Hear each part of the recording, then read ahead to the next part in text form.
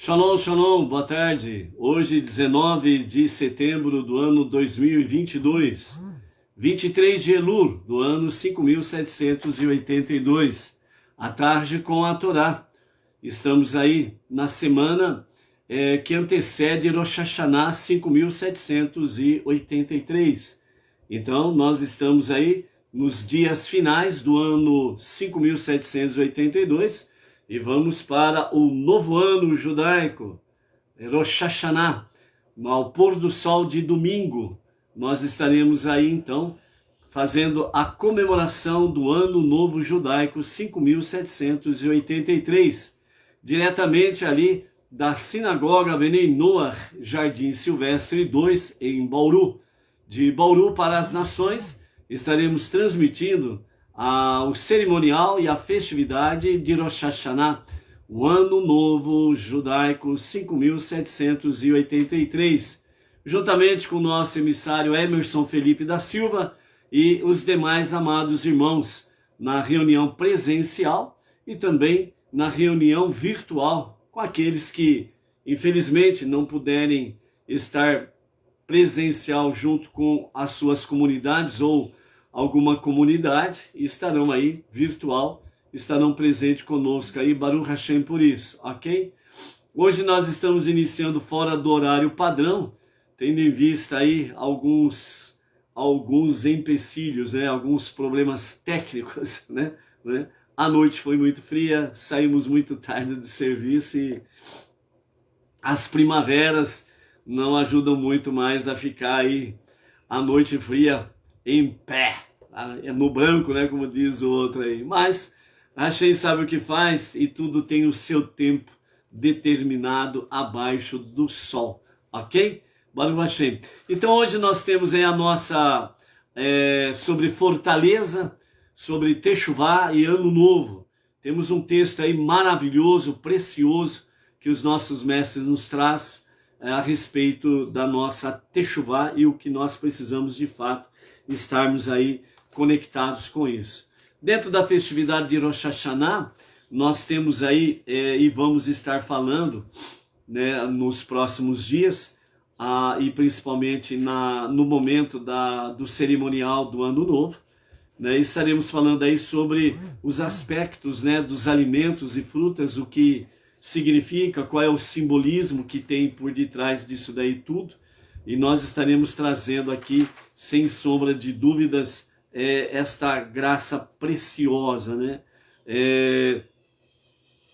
Então, nós vamos aí estarmos trazendo aí o conhecimento para as pessoas, o significado dos alimentos específicos, especiais para Rosh Hashanah, tá bom? A partir de quinta-feira, né? Antes do nascer do sol da quinta-feira, ou seja, de quarta para quinta-feira, um pouco antes do nascer do sol, né, já está sendo aí divulgado, né, compartilhado nos grupos Benei Noach e também para algumas pessoas individualmente, né, que não estão conectados com nenhum grupo, mas estão aí acompanhando o monoteísmo com fundamento judaico e orientação rabínica. Está sendo compartilhado aí a Selichot, né, as preces, né, para as comunidades Benei Noach, uma colaboração da comunidade Benei Noach, né, de Palhoça, Santa Catarina, através do nosso amado emissário lá, o Jonatas Tavares, que elaborou e compartilhou, né, nos grupos Benei Noach, a Selichot. Selichot são preces de perdão, desculpas, né, tendo em vista exatamente que esses dias finais, né, para entrar em Rosh Hashanah, nós precisamos estar com mais afinco, com mais dedicação e compenetrados mais dentro da questão da autorreflexão, né, do exame introspectivo, fazer a nossa prestação de contas na presença do Divino,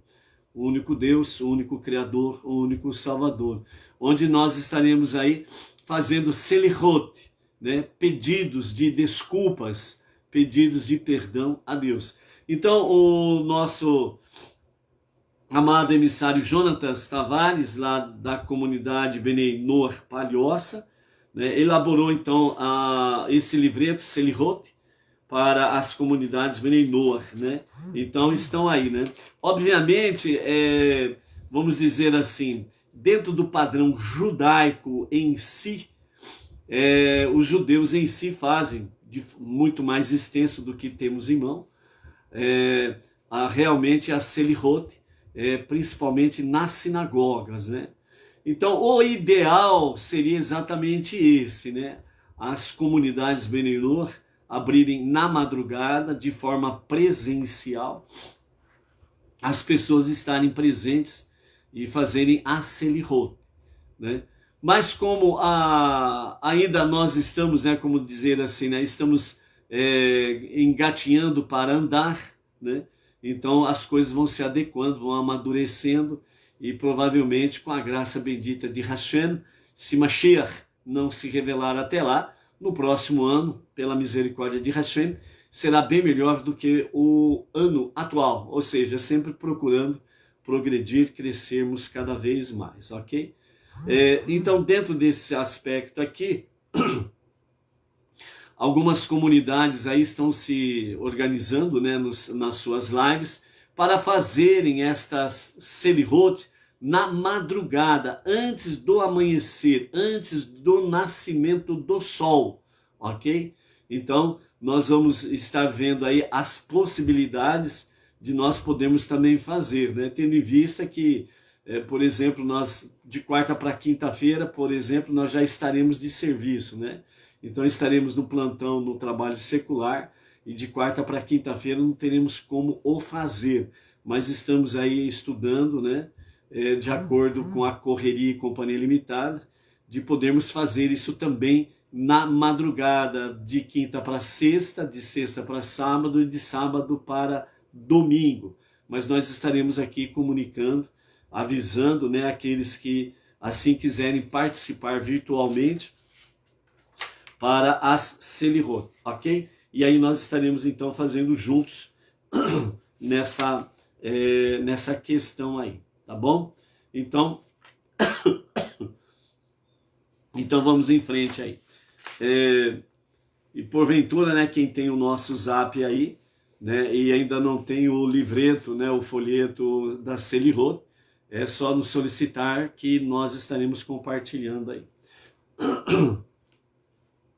Hoje é 19 de setembro, então o nosso Shalom de hoje vai para a seguinte aniversariante. Hoje, 19 de setembro, a nossa querida filha primogênita, Isabela Marmol Paulovic, ela está fazendo aniversário, né? Está colhendo mais uma primavera. Então, a nossa querida Isabela Marmol Paglassi,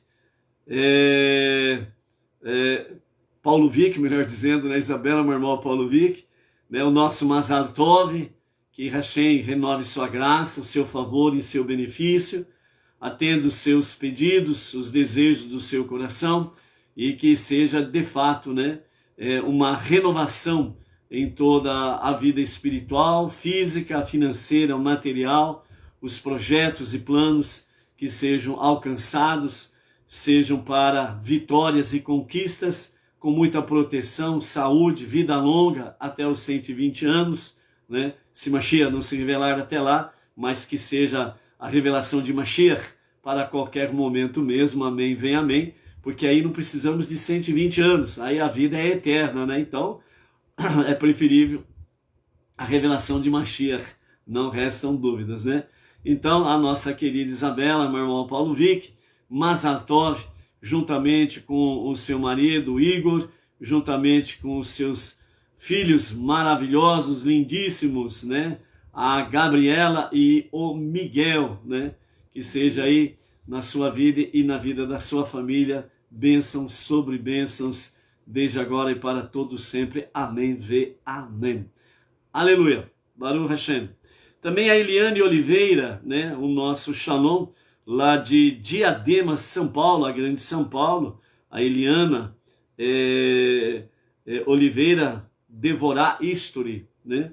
O Odair José Ferreira, lá de Goiânia, a Ada Caldas, de São Paulo, capital, o Carlos Barros, de Guarapuava, Paraná, o casal Cleuso e Elisandra Rodrigues, a Delci Manuela José, de Belo Horizonte, Minas Gerais, Moacir Conceição, Salvador, Bahia, a Solange Santos, de também Salvador, Bahia, o Enoque Ferreira da Silva Ferreira, o Mazinho Silva, o Neide Lima, também de Guarapuava, Paraná, né? O nosso shalom aí para os amados aí. A Yaritza Verônica, né, do Chile, que está por aí, shalom, shalom. A Isabel Maria Gouveia, de Lucélia, interior de São Paulo. A Luciana Rodrigues, de Marília, nossa região. A Inês Martins, de Pirajuí, né? A Ana Eustáquio, lá de Manaus também, Amazonas. A Edina Silva, aqui de Bauru, a nossa região. Ok, rapidamente, vamos em frente aí, que os dias, aliás, as horas, né, estão avançadas. A nossa segunda leitura dentro da nossa Parashá Nitzavim, né, que significa estar realmente postados, firmes, parados, em pé, né, Nitzavim, em pé, diante de Hashem, que traz realmente nesta Parashá a questão da aliança, né, a chamada segunda aliança, que nós vamos ver aqui dentro desse aspecto, por que Moshe está falando desta segunda aliança, ok? Então vamos lá para a leitura com os comentários de Rashi, e aí nós vamos entender de fato a distinção que Rashi traz, né, sobre a questão da primeira e segunda aliança. Então, o capítulo 29, versos 12 a 14, que é a nossa aliada de hoje, a nossa leitura de hoje, então ela nos fala sobre a continuidade da segunda aliança, né? E daqui a pouco nós vamos falar aqui de um texto precioso sobre Teshuvá, que os nossos mestres trazem sobre a questão retorno a Deus para o verdadeiro e genuíno arrependimento. Então, vamos lá, capítulo 29, versos 12 a 14, com comentários de Rashi na continuidade sobre a questão da segunda aliança, né, que hoje vós estáis postados firmemente em pé diante de Deus, o vosso Deus, para entrar nesta segunda aliança, para hoje te estabelecer permanentemente como seu povo, de modo que ele seja teu Deus para sempre, como ele falou a teu respeito e como jurou a teus antepassados, Avraham, Itzachaque e Iacove. Porém, se não entrares nessa segunda aliança como Deus, com Deus, e não jurares mantê-la, ele não poderá cumprir a promessa que fez a teus ancestrais, de tornar seus descendentes seu povo escolhido para sempre, pela seguinte razão. Então aqui, dentro da leitura, juntamente com comentários de Rashi, então agora ele vai discorrer sobre, dentro da Torá escrita, juntamente com comentários de Rashi, falando sobre a distinção da chamada primeira aliança e a segunda aliança. Então diz assim: na primeira aliança que Deus fez convosco, quando vos deu a Torá no Monte Sinai, vós vos tornaste seu povo escolhido. Mas naquela aliança só se aplicava à nossa geração. Além disso, dependia de vossa observância continuada de seus termos, o que foi evidenciado pelo fato de que teve de ser renovada depois que a violastes no incidente do bezerro de ouro, né? Então, com referência a esta segunda, aliás, na primeira aliança, que foi feita no Monte Sinai, onde foi de fato selado a questão sobre o povo escolhido. E nesse sentido, a aliança ela foi violada, ela foi quebrada, justamente por causa do quê? Por causa do pecado do bezerro de ouro, ok? E, e, e ela está atrelada, né, a primeira aliança, ela está atrelada exatamente dentro do aspecto de obediência às mitzvot, né? Então, isso estava ligado a essa questão, essencialmente, certo? Então, depois do pecado do bezerro de ouro, onde houve a questão do perdão, etc e tal, então aí teve aquela questão sobre a renovação da aliança. Quando agora nós passamos para a questão desta aliança, neste momento em que Moshe está frisando, então diz assim, né, a Torá escrita com os comentários de Rashi. Deus quer agora que vossa relação pactual com ele seja seja com eles, Deus quer agora que vossa relação pactual com ele seja absoluta, não sujeita à anulação por causa de quaisquer atos caprichosos de vossa parte. Só assim conseguireis continuar sendo eternamente seu povo escolhido. Para tanto, eu não estabeleço essa aliança e tomo esse juramento em nome de Deus somente convosco, que estáis hoje aqui, né? Neste momento que estão ali no limiar da entrada da terra prometida. Para tanto, não estabeleço essa aliança e tomo esse juramento em nome de Deus somente convosco, que estáis presentes, e com as gerações futuras, apenas por consequência, por procuração, certo? Então, aqui Moshe está dizendo, ó, esta aliança, essa segunda aliança, ela não está sendo apenas estabelecida com vocês, que estão aqui presencial, né? Com o povo presencial. Mas eu também, né? Nós também vamos assim ter esta aliança confirmada e estabelecida para todos sempre, com as gerações futuras, não apenas com uma questão, com uma consequência por uma procuração. Então, aqui Moshe está dizendo assim, ó, esta segunda aliança, ela não é superficial, ela não vai ser algo temporário. Então, mas faço diretamente com aqueles que hoje estão postados aqui conosco diante de Deus, nitzavim, postados, parados firmemente, em pé diante de Deus, o vosso Deus. Então, não somente convosco que estáis postados aqui, presencial, mas também com as gerações futuras, certo? Ao mesmo tempo, diretamente com todas as gerações futuras de judeus que hoje não estão presentes aqui conosco, de forma presencial, fisicamente. Assim, todo judeu do futuro será parte direta desta aliança, em vez de apenas indiretamente, em virtude da aliança estabelecida entre Deus e o povo judeu no passado, a primeira aliança, a segunda aliança, ser obrigado a observar os mandamentos e ter o privilégio de desfrutar da consequente relação especial com Deus.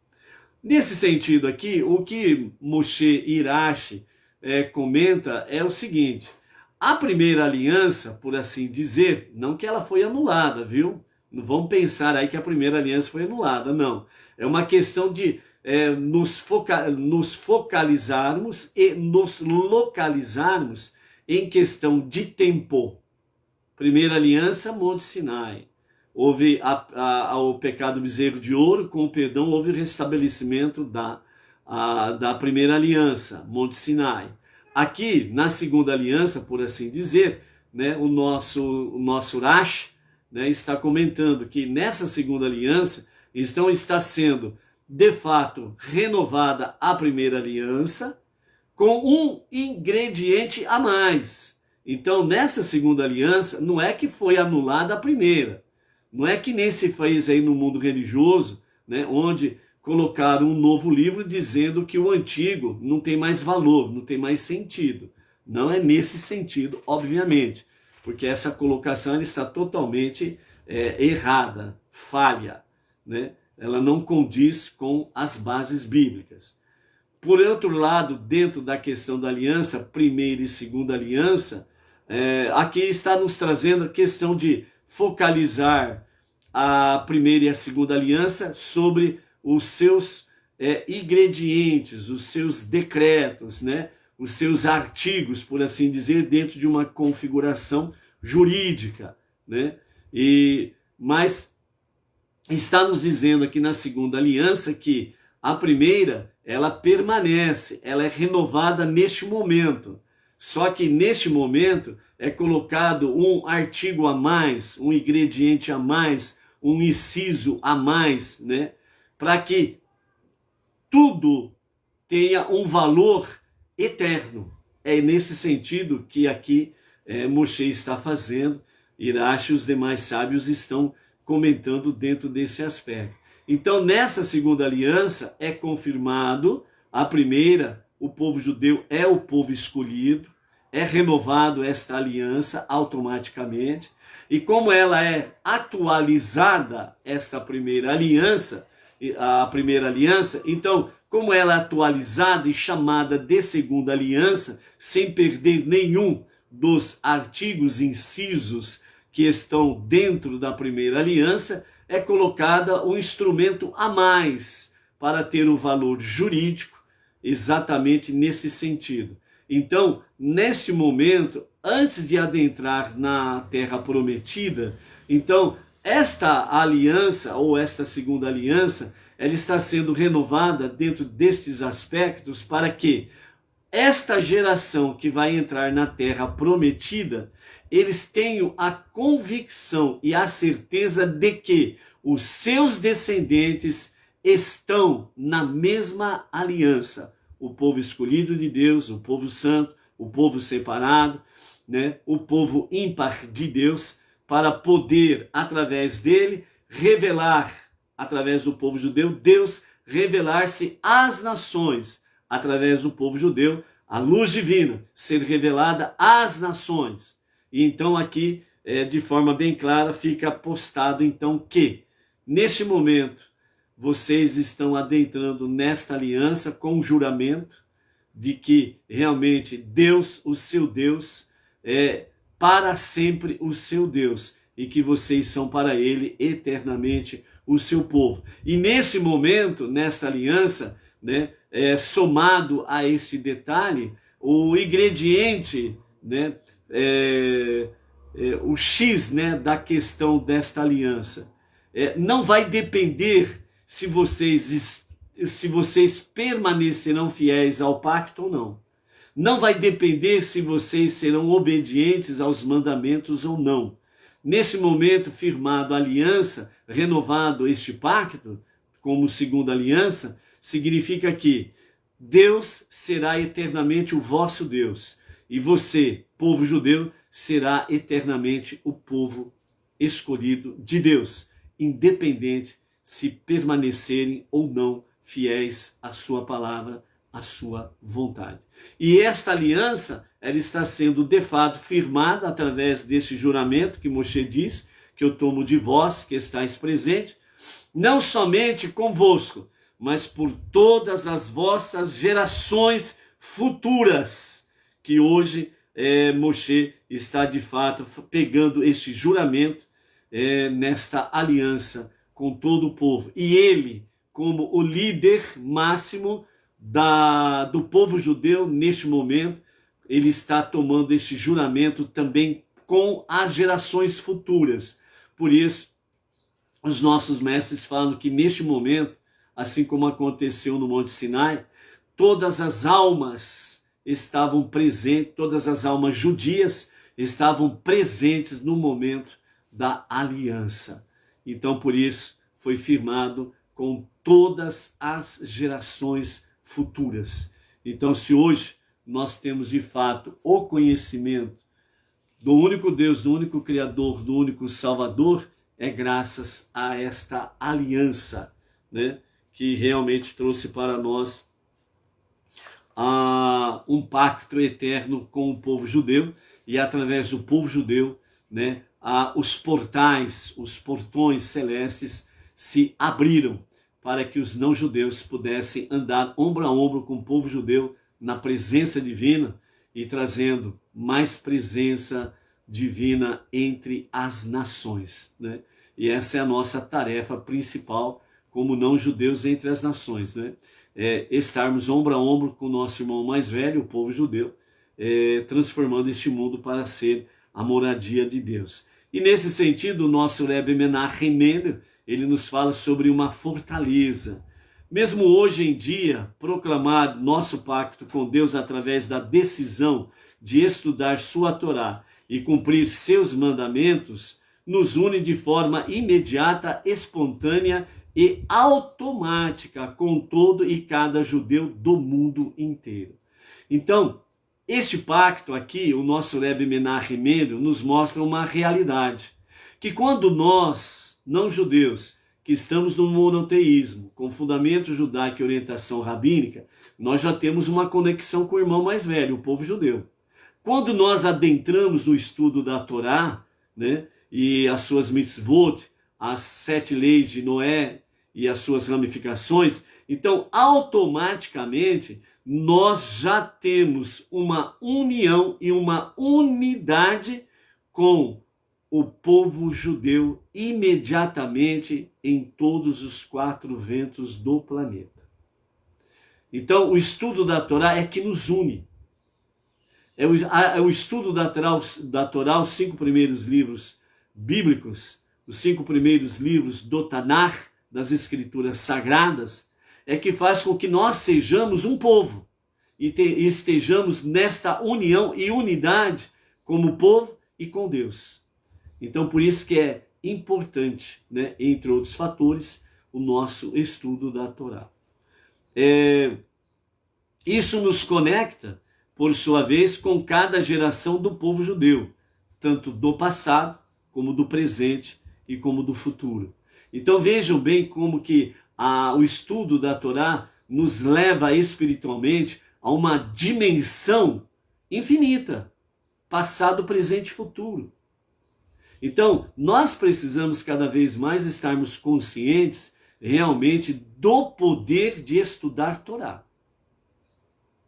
Então, tudo que nós temos dentro da Torá, tudo que nós temos dentro do monoteísmo, com fundamento judaico e orientação rabínica, é de fato, sem sombra de dúvidas, é de fato algo muito elevado, é muito singelo, é muito sublime, é muito sobrenatural, você pode assim dizer, né? Um sobrenatural dentro da base da Torá, não ficar viajando na maionese, ok? Certo?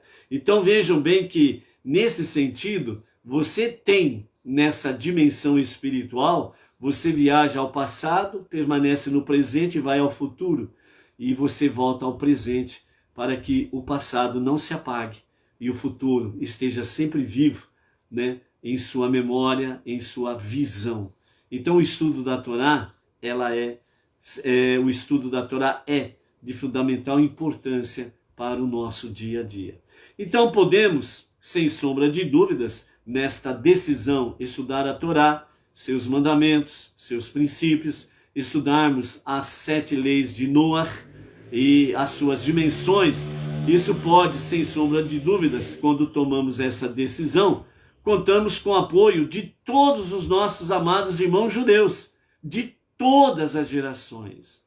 Sabe o que significa isso daí dentro do aspecto espiritual? Que todas as gerações de judeus do passado, do presente e do futuro estão conectados contigo. E você está conectado com estas gerações. Então nós vemos aí que de fato a união e a unidade, ela é, sem sombra de dúvidas, dentro de um aspecto não apenas físico, não apenas presencial, não apenas dentro desse nosso mundo de ação, ACA, né, um mundo materialista, físico, mas é dentro de um aspecto espiritual, essencial. Por isso, a nossa conexão, ela é muito sublime, e nós precisamos valorizar isso no nosso dia a dia. Podemos ser a menor de todas as nações, isso dentro de um aspecto físico e dentro de um aspecto numérico. O povo judeu sempre foi o menor povo dentre os povos. E nós, dentro do segmento Bnei Noach, olhando diante da comparação mundial, nós podemos nos sentir pequeninos, né? E muitas vezes o que aconteceu nessa nossa transição? Será que é só nós? Entendeu? Então, mesmo que tenhamos essa questão, a princípio, pequena, né? A menor de todas as nações, mas quando se trata de temas que envolvem a Torá, os mandamentos, o cumprimento de nossa missão divina de transformar o mundo para ser a moradia de Deus, não precisamos temer o fato de sermos ultrapassados em questão numérica, física, pois nos unimos com os méritos de todas as gerações do povo judeu. Então, nós temos aí realmente esta graça preciosa de que a união dentro do monoteísmo com fundamento judaico e orientação rabínica, ela é importante para que nós possamos enfrentar o novo mundo. Possamos enfrentar a realidade entre as nações daquilo que está aí. Quando o povo judeu estava no limiar da terra prometida, o que aconteceu? Eles iam entrar no novo mundo, a terra prometida. E eles iam entrar diante de uma nova realidade, com muitos desafios, perigos, ciladas, ilusões, como diz, muitas seduções, muitas ilusões, né, que eram seus desafios diários. E é exatamente dentro desse paralelo que nós estamos, no nosso mundo novo, dentro de uma visão monoteísta, com fundamento judaico e orientação rabínica, na unidade com a Torá, as 7 leis de Noah e as suas dimensões, as suas variações. Nós estamos aí diante do novo mundo, as nações, que é responsabilidade nossa de transformar este mundo juntamente, ombro a ombro, com o nosso irmão mais velho, o povo judeu. Então, diante dessa realidade, a união, a unidade é importantíssima. E é por isso que o nosso Rebbe Menahem Mendel, a partir de um ponto de vista judaico, povo judeu, nos mostra uma realidade que eles viviam, vivem e viverão. E é uma realidade que nós não podemos fugir a ela, se tão somente nós servimos o mesmo Deus.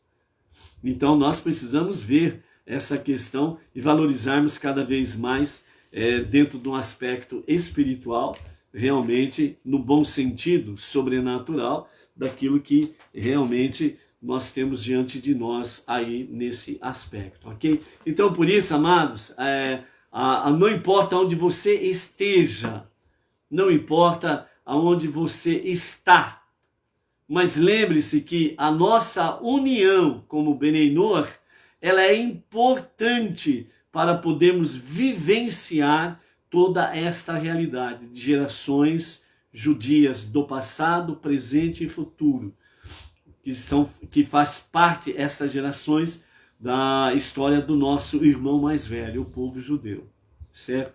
E mesmo dentro desse aspecto, nós temos não-judeus que são partes integrantes e essenciais da história do povo judeu.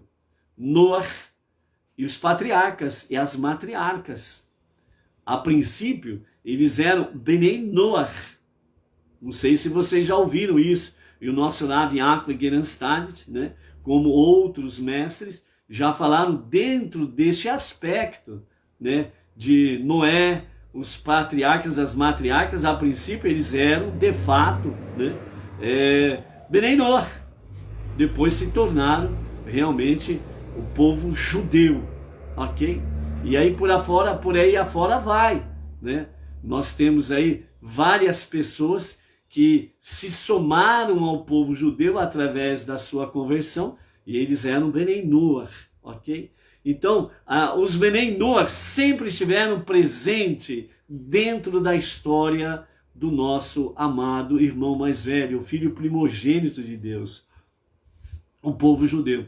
Então, nesse sentido, nessa conexão e unidade, através do estudo da Torá, nós temos as conexões com as nossas gerações passadas, presentes e futuras, dos Bnei Noach também, ok? Então, isso é muito importante, nós estarmos focalizando aí.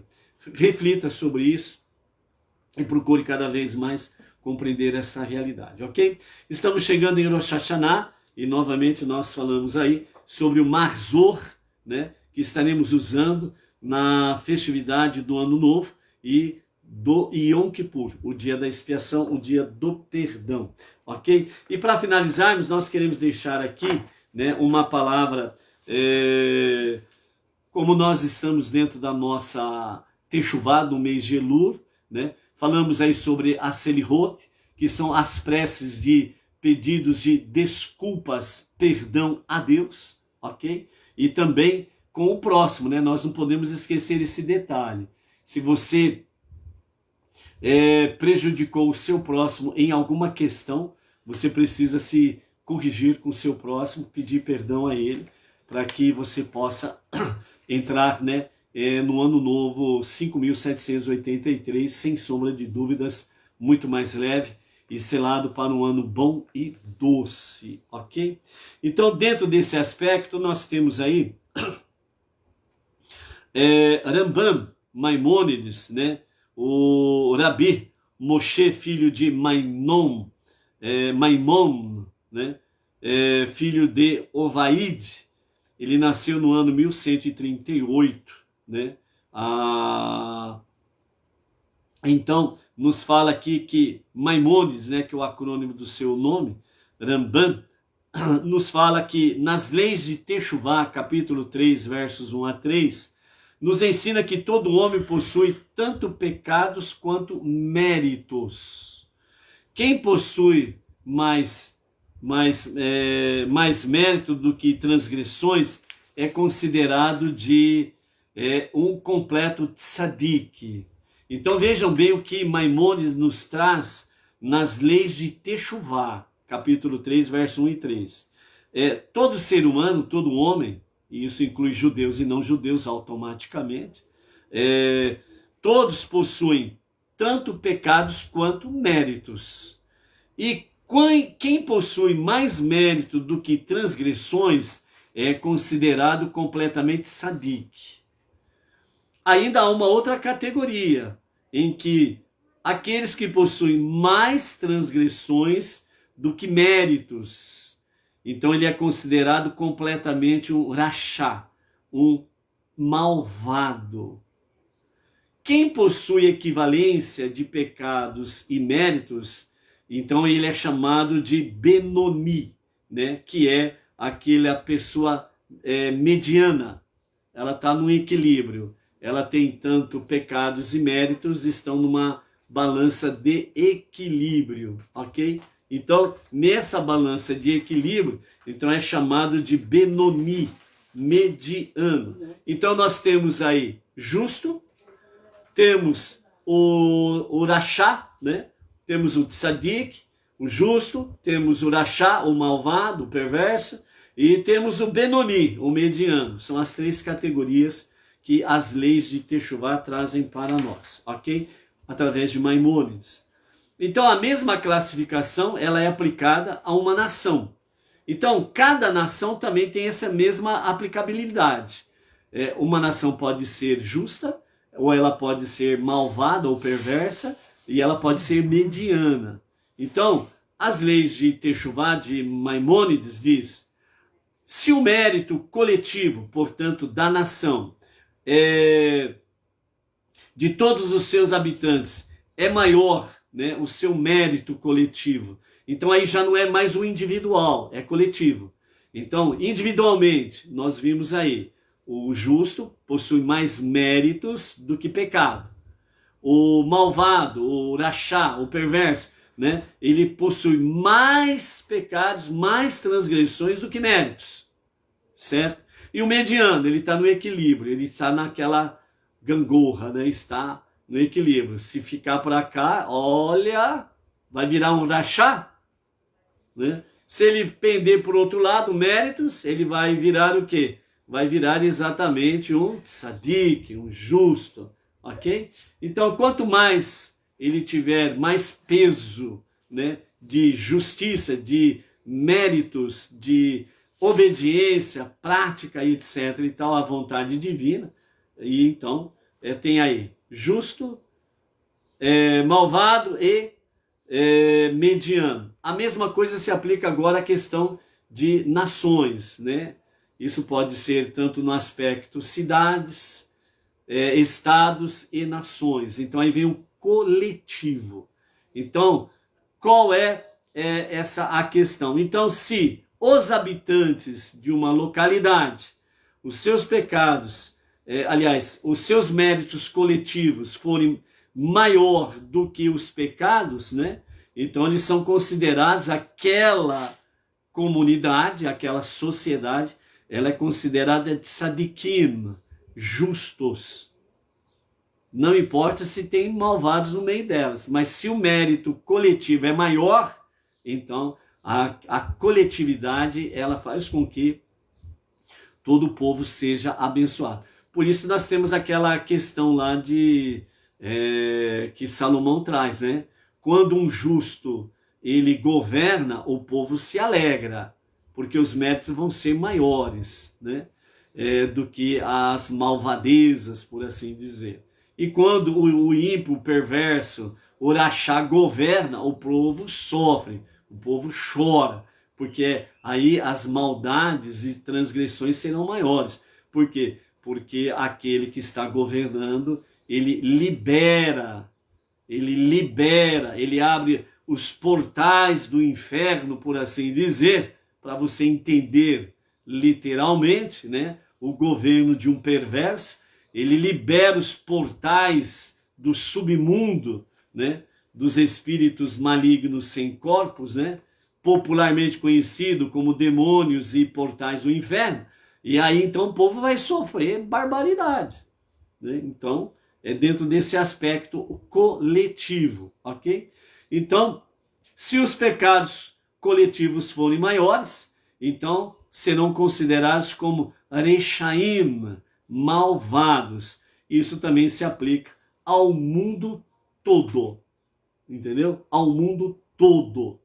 Por isso que quando você vê aquele chamado arco-íris no céu, é um alerta terrível para o mundo, para a humanidade, que significa que estão no fio da navalha, né? Então, nesse aspecto aí, é muito perigoso realmente a pessoa ou a coletividade sofrerem sequelas ou consequências. Vamos ver agora o que nos fala na continuidade leis da Teshuvá, do retorno a Deus para um verdadeiro e genuíno arrependimento.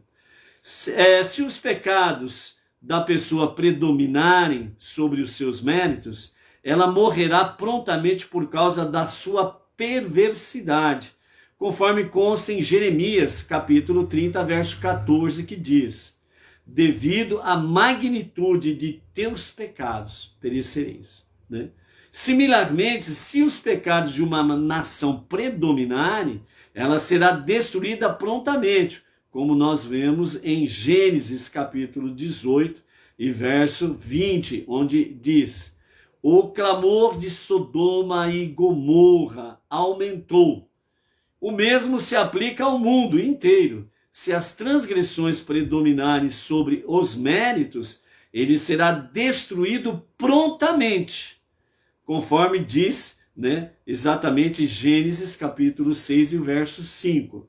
E o Eterno viu que era grande a maldade do homem. Aqui está no singular, a maldade do homem, que significa a humanidade. Então, nos dias que antecederam o dilúvio, a maldade do homem, isso significa o mundo inteiro, com exceção de Noé e sua família. Então, o mundo, o homem, o ser humano, a sua maldade era terrível, era muito grande, não tinham méritos praticamente nenhum, com exceção de Noé e a sua família. Então, exatamente por o mundo, a humanidade, o peso dela num pecado era terrivelmente muito forte, muito grande, então o dilúvio veio e terminou com aquela geração. A mesma coisa aconteceu com as Campinas, as cidades, o estado de Sodoma e Gomorra, as 4 cidades naquela região que hoje nós podemos dizer assim, um estado, por exemplo, né? Temos aí o nosso estado, o estado de São Paulo, que contém, né, centenas de municípios. Então, o estado de Sodoma e Gomorra, suas Campinas, suas 4 cidades, né? Aquela região, aquele estado ali, né? O peso da malvadeza, o peso da perversidade, o peso da desobediência e rebeldia à vontade divina, fez com que Sodoma e Gomorra e as suas Campinas, mais as outras 2 cidades, foram destruídas, né, por causa desta iniquidade. Então, nós temos exemplo bíblico aí. Então, um alento que nós temos para a nossa geração, o alento que nós temos para a nossa geração, a geração falando, você aplica isso tanto no sentido individual como coletivo, coletivo de uma comunidade, coletivo de uma cidade, coletivo de um estado e coletivo de país e coletivo de mundo, nações. Então o alento que nós temos, se você está vivo, é porque os méritos estão aí, no mínimo, equilibrado. Benoni. Está entendendo? Então, os pecados e os méritos, pelo menos, no mínimo, estão equilibrados. Porque se os pecados, as transgressões, a rebeldia contra Deus fosse maior, nós temos os exemplos aqui, segundo as leis da Techuvá de Maimônides. A comunidade local, a cidade, o estado, o país e o mundo já teriam sido destruídos. Esse é o alento. Nós somos a última geração sem Mashiach. Então, que Mashiach se revele a qualquer momento e a qualquer momento mesmo. Amém. Amém. Então, no entanto, esse julgamento, ele não é quantitativo, mas sim qualitativo. Agora que nós vamos ver o detalhe. Por quê? Porque certamente você ouviu e pensou, ele está errado. Porque a iniquidade do mundo é muito grande, é muito forte. O monoteísmo não está sendo seguido pela maioria das pessoas. Então ele está errado. Agora que nós vamos entrar no mérito da questão, onde Maimônides fala para nós assim, esse julgamento divino, ele não é uma questão de quantitativo. A maioria da humanidade está vivendo o monoteísmo com fundamento judaico e orientação rabínica. Não é isto que está em julgamento. O que está em julgamento? Qualitativo. A qualidade da obediência dos poucos. Olha a chave do sucesso e a chave do segredo. Porque você ainda vive e porque ainda o mundo existe. Qualidade. Então nós precisamos rever sempre, e por isso Elul é o mês do nosso exame introspectivo, é de nós analisarmos qual é a qualidade da nossa obediência no monoteísmo, à vontade divina. E não fazermos as coisas de qualquer jeito. Entendeu? Vamos em frente.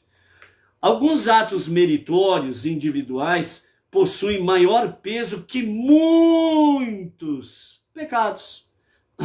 Conforme 1 Reis, capítulo 14, verso 13, diz: porquanto se achou nele coisa boa. Similarmente, alguns pecados individuais podem contrabalançar muitos méritos, conforme diz Eclesiastes, capítulo 9, verso 18. E mesmo um só pecador pode acarretar muito mal. Ou seja, da mesma forma que um pecador pode trazer muitos males, um indivíduo que obedece à vontade do Eterno, à vontade de Hashem, um indivíduo, uma pessoa que realmente ela, principalmente numa questão nós, Benenor, obedece a Hashem voluntariamente e com um amor verdadeiro, fervoroso por Deus, então esse único indivíduo, essa única pessoa, por ele agir dessa forma, o efeito também é muito maior do que do pecador, que traz um grande mal. Então, o antídoto deste rebelde, desse transgressor que traz muito mal, o seu antídoto é um indivíduo, uma pessoa que faz a vontade de Deus de forma muito fervorosa, muito devota. É uma pessoa muito devotada a Deus, obediente a Deus, conhecedor de Deus. E ele o faz de forma voluntária, espontânea e com muito amor a Hashem. Então esse indivíduo, por assim dizer, para podermos entender em questão de quantitativo, numérico, um desse equivale, por exemplo, a 100 pecadores transgressores, ou a 1000 pecadores transgressores, ou pode até mesmo, dependendo da sua qualidade, ele pode equivaler a 1 milhão de transgressores. O julgamento é divino, não é nosso, do nosso ponto de vista. Nós precisamos aprender o correto, nós precisamos aprender essa dimensão espiritual. Então, você não pode perder a visão de que você é filho do infinito, filho de Deus, Ein Sof, o infinito.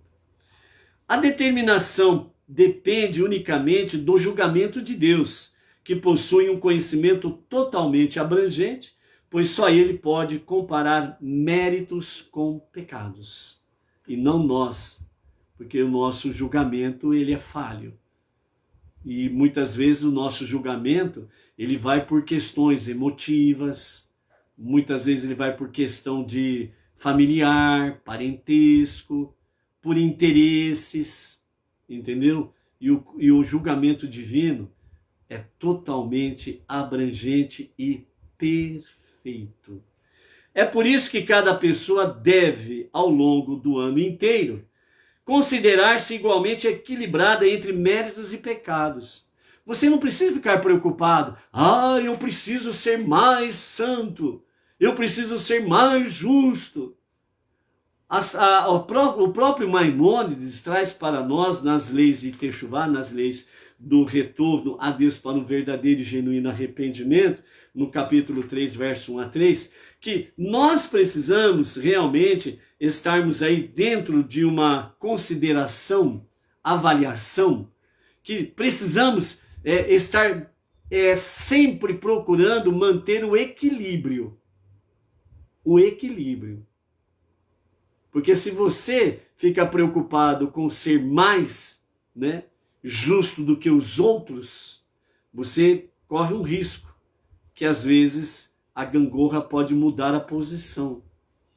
E se mudar a posição e sermos achados mais rebeldes, transgressores do que obedientes, e aí nós estamos correndo um perigo de vida. Então por isso Maimônides fala, procure sempre manter um equilíbrio. Isso não é desculpa para você descambar a pecar, porque aí você vai entrar numa transgressão, numa rebeldia. Mas aqui está dizendo, nós precisamos estarmos sempre estando num equilíbrio, ok? Então, por isso, também considerar o mundo igualmente equilibrado entre méritos e pecados. Se ela cometer um único pecado, a balança penderá para o lado da transgressão sobre si, e sobre o mundo inteiro, causando a destruição de si mesma e do mundo. Então, por que Maimônides fala de procurarmos sempre estarmos no equilíbrio? Justamente por quê? Porque se a balança virar e nós formos achados mais pecadores e transgressores, nós estamos trazendo destruição para nós mesmos e para o mundo. Então, por isso que um efeito negativo, ele não só atinge você, mas ele atinge pessoas. Ele começa atingindo você, sua família, as pessoas à sua volta, seus parentes, seus amigos. Isso vai se estendendo. Então, por isso, Maimônides diz, sempre mantenha o equilíbrio, para que nós possamos manter o equilíbrio do mundo, ok? Mas se cumprir uma mitzvah, ela fará a balança dela e do mundo inteiro pender para o lado do mérito e trará libertação e salvação sobre si mesma e sobre os outros. Isso é depreendido do versículo de Provérbios, capítulo 10, verso 25, que diz: o homem justo é o fundamento do mundo. Ou seja, o justo faz a balança do mundo inteiro pender para o mérito e salva o mundo da destruição. Então, por isso, o mundo ainda existe porque os méritos dos poucos têm feito pender para o lado do mérito e alcançar o favor divino. Você está vivo, você precisa se preocupar exatamente com essa questão. No mínimo, equilíbrio. Dentro desse equilíbrio, você mantém a sua vida, dos seus e do mundo.